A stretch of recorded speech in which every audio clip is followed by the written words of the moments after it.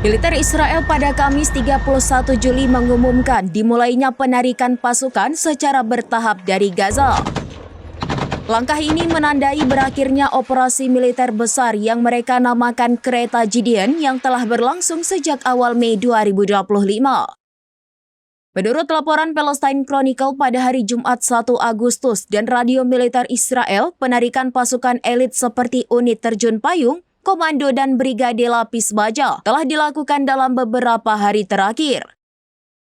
Operasi Kereta Gideon sendiri diklaim Israel bertujuan untuk menguasai jalur Gaza secara penuh dan menumpas Hamas. Namun meskipun menimbulkan korban sipil yang tinggi, operasi tersebut dinilai gagal mencapai tujuan utamanya. Kekuatan Hamas dilaporkan masih bertahan di sejumlah wilayah di jalur Gaza. Hingga berita ini diturunkan, belum ada pernyataan resmi dari militer Israel mengenai alasan spesifik di balik penarikan ini. Namun tekanan internasional yang meningkat dan memburuknya citra global Israel diyakini menjadi faktor pendorong utama keputusan tersebut. Penarikan pasukan ini memunculkan pertanyaan tentang arah konflik di jalur Gaza ke depan, serta dampak jangka panjang dari operasi militer yang telah berlangsung selama beberapa bulan ini.